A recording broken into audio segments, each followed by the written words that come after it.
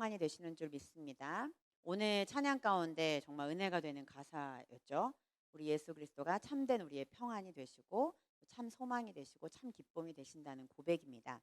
오늘도 예수님이 마태복음에서 예수님이 말씀하셨던 이야기를 오늘 함께 나누려고 합니다.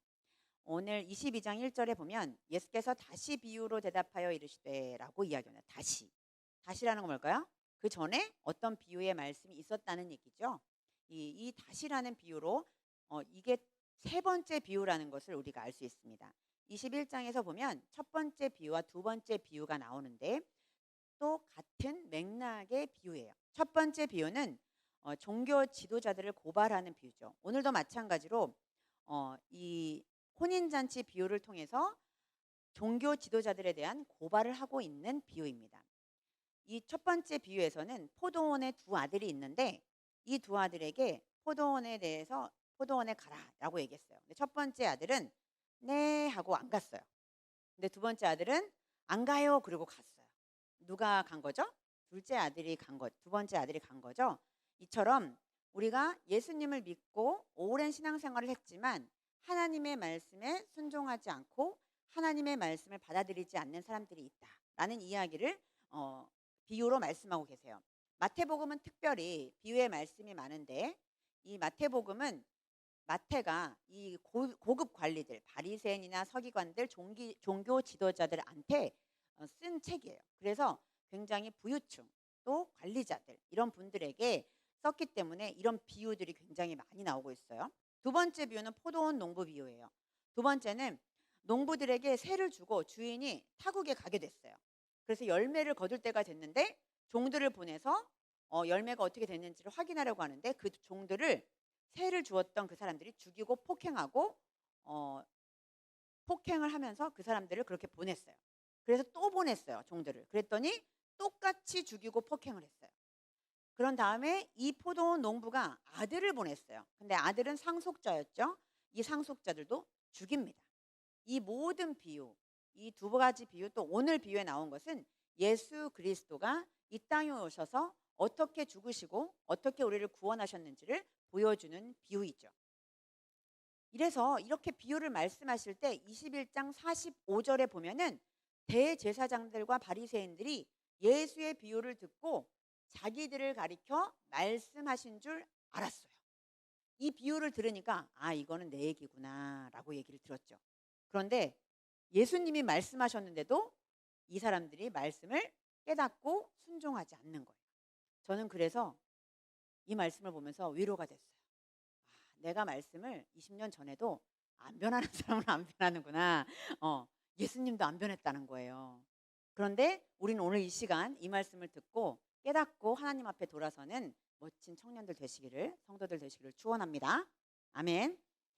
말씀을 이렇게 알고 있는 사람들, 종교 지도자들이 예수의 비유를 듣고 이렇게 자기의 말하는 것들을 알면서도 자신의 행동과 자신이 예수님을 어떻게 대하는지를 돌이키지 않았어요. 그래서 예수님은 다시 비유로 이들에게 말합니다. 세 번째 비유가 오늘 나오게 되는데요. 왕의 아들의 혼인잔치입니다. 왕의 아들의 혼인잔치라면 아들이 혼인잔치라면 어떨까요? 왕권을 물려받는 왕자라는 얘기예요. 그러면 이 왕의 아들이 결혼을 하면 국가적인 행사라고 우리가 생각할 수 있겠죠.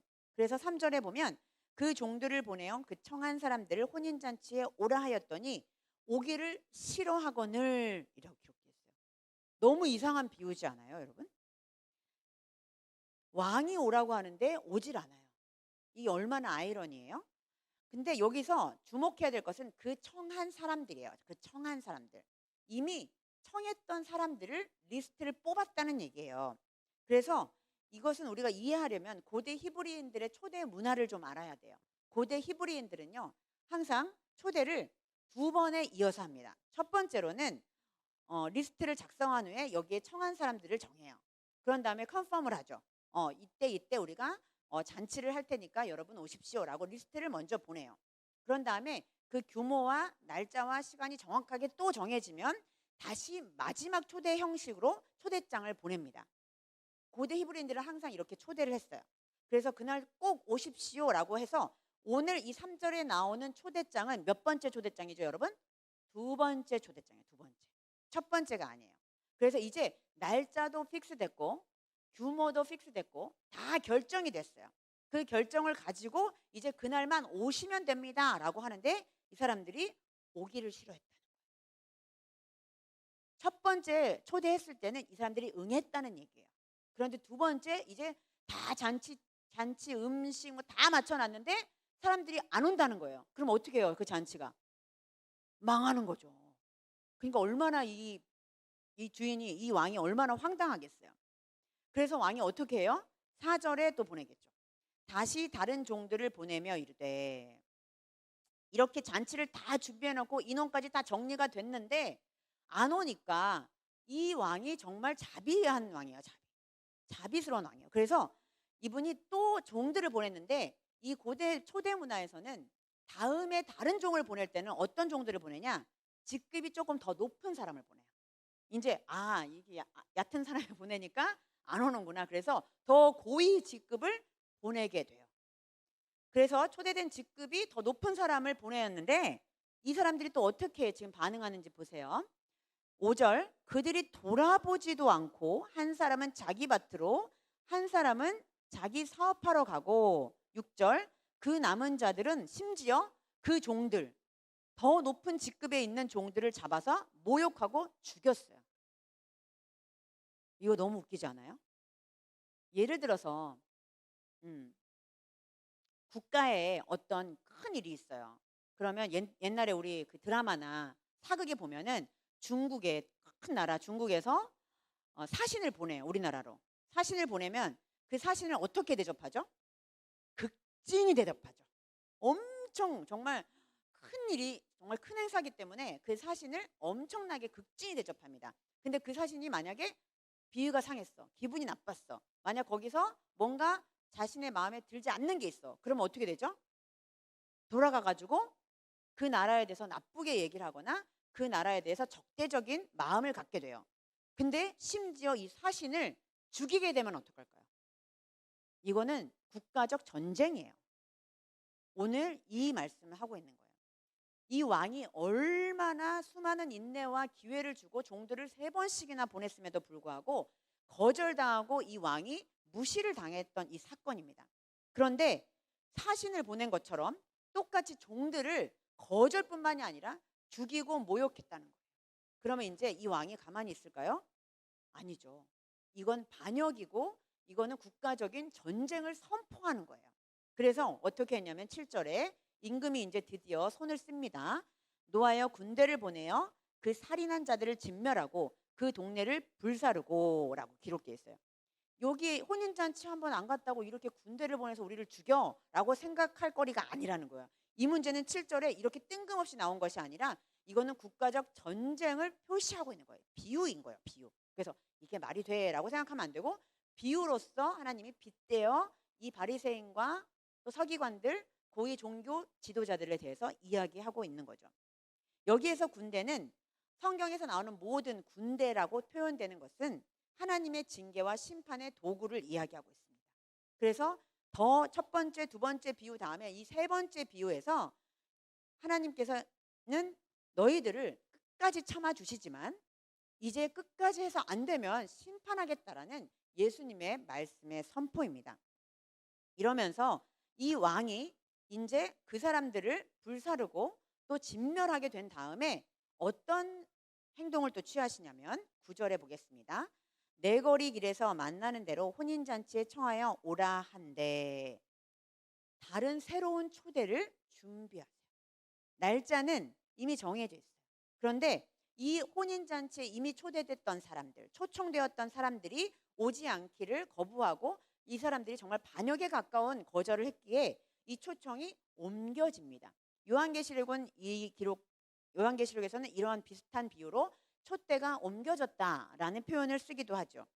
그래서 이 복음은 바리새인과 서기관들과 하나님을 믿는 백성들이 예수 그리스도를 인정하지 않고 받아들여지 않기에 이 촛대가 옮겨져서 이제 이방인에게도 구원이 전파됐다라는 것을 비유적으로 여러 가지로 복합적으로 이야기하고 있습니다. 10절에 보면은 이 사람들을 초청하는데 어떤 사람들이 오는지 한번 보겠습니다. 종들이 길에 나가 악한 자나 선한 자나 만나는 대로 모두 데려오니 혼인잔치의 손님들이 가득한지라. 이제 드디어 혼인잔치에 준비한 모든 것들을 준비하고 사람까지 채워지는 역사가 일어났어요. 그런데 여기서 우리가 주목해야 될 것은 여기에서 악한 자나 선한 자나 모두 오라고 했다는 거예요. 여기서 저 사람은 나쁜 사람, 좋은 사람이라고 얘기하는 게 아니에요. 이 시대적인 배경을 보셔야 돼요. 내거리 길에 가서 부른 사람들 중에는 선한 자, 악한 자 할 것 없이 데려왔는데 이게 2000년 전에 선한 자, 악한 자라고 씌워진 거예요. 우리가 생각할 때 저 사람 나쁜 사람이야, 좋은 사람을 데려온 게 아니에요. 2000년 전에는 선한 사람이 어떤 사람들이었냐면 마태가 이야기하는 것처럼 선한 사람은 너희들, 예수를 믿고 오랜 신앙생활을 했던 바리새인들, 서기관들, 또 고위 종교 지도자들이었어요. 근데 이 사람들이 이해하고 있는, 마태가 지금 대상으로 이 책을 쓰고 있는 대상들은, 악한 자는 이때 당시에 누구였냐면 바로 세리, 창기, 가난한 자, 장애인, 이방인 등등이었어요. 무언가 나쁜 짓을 한 사람이 아니라 그때 당시에 신분을 결정하고 창기, 여자, 가난한 자, 장애인, 이방인들을 악한 자라고 취급했던 시기였다는 거예요. 그래서 하나님은 그거를 지적하고 있는 거예요. 너희가 생각하는 악한 자, 너희가 생각하는 선한 자는 다 혼인잔치에 들어올 수 있는 다 자격이 있다. 모두가 평등하다. 하나님은 평등하다라는 이야기를 하고 있습니다. 이때 당시의 사회적 규범이나 통념은 선한 자와 악한 자가 신분이 완전히 계급이 갈라져 있었지만 하나님은 그렇게 보시지 않았다는 거예요. 우리 이 사회적 신분이 정해진다는 것은 굉장히 이 시대에 어렵고 힘든 사회적 구조였어요. 그런데 이 고위 관리자들 또 왕권을 기득권자들은 어땠을까요? 살기가 편했어요. 여러분들 아시잖아요. 수련회 거의 90% 갔다 왔으니까 달무티라는 게임에서 신분 정해져서, 달무티라는 게임이 왕과 노예가 정해지거든요. 여러분, 왕들이 진짜 이걸 보면서 이 말씀이 그대로 들어가요. 얼마나 기득권을 발휘하는지 몰라요. 예, 그 게임에서도 노예들은요 진짜 노예의 포지션이야. 그대로 신분이 그대로 드러나요. 태도와 모든 것들이. 이처럼 이때 당시에 이 노예 또는 가난한 자, 여자는 악한 자로 취급됐다는 거예요. 우리가 신분이 정해진다고 지금은 악한 자와 선한 자로 구별되지 않았어요. 그런데 이때 당시에는 이 사람들을 악한 자라고 했어요. 왠지 아세요? 복을 받지 못하고 가난한 사람들, 여자로 태어나서 남자의 대우를 받지 못하는 사람들, 몸이 안 좋아서 장애인이 된 사람들은 악한 자라고 표현한 이유가 뭐냐면 하나님께 저주를 받았다고 생각한 거예요.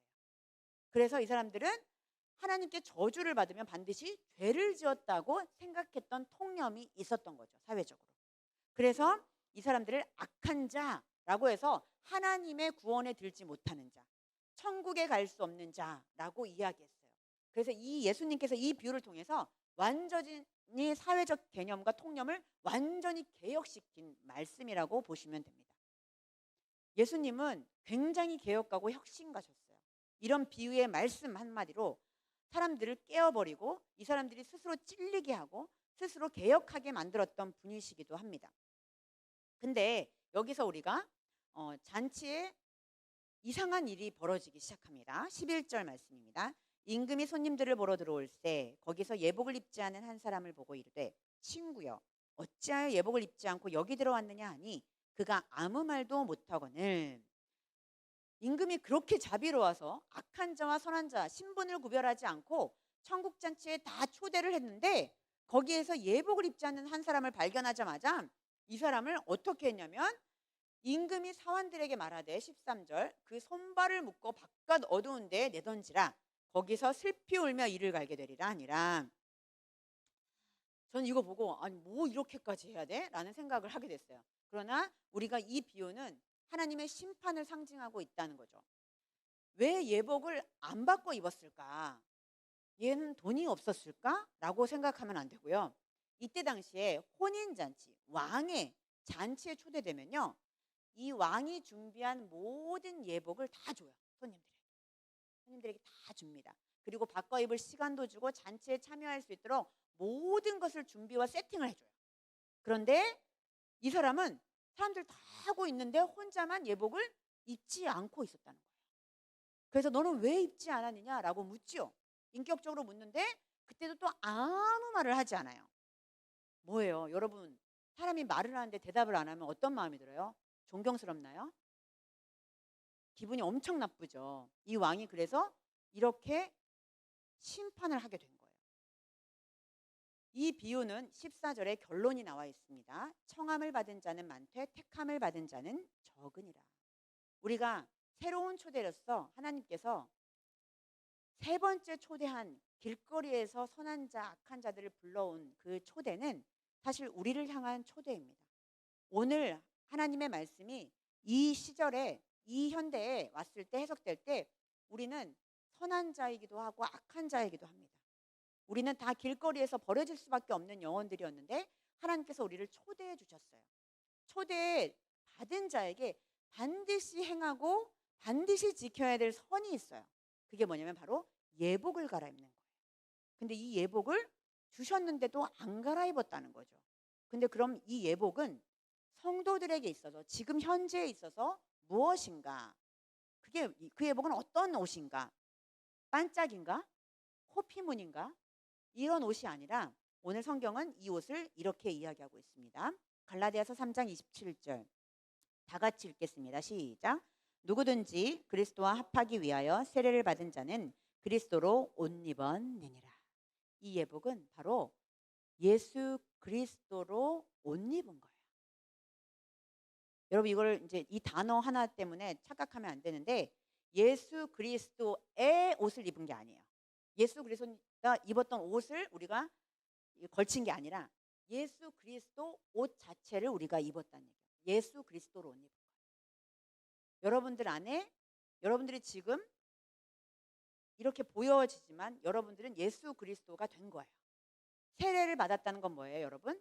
우리는 지금 이렇게 물로 세례를 하지만 예전에는 침례를 했어요. 물속에 들어갔다 나왔어요. 물속에 들어간 건 뭐예요? 예수 그리스도로 죽은 거예요. 그리고 다시 올라오는 것은 예수 그리스도 다시 사신 거예요. 그래서 세례는 예수 그리스도로 옷 입는 가장 적극적인 표현 중에 하나입니다. 세례를 우리가 다 받은 분도 있고 안 받은 분도 있지만 세례는 그럼으로 인해서 이 세례는 예수 그리스도로 옷 입는 작업이에요.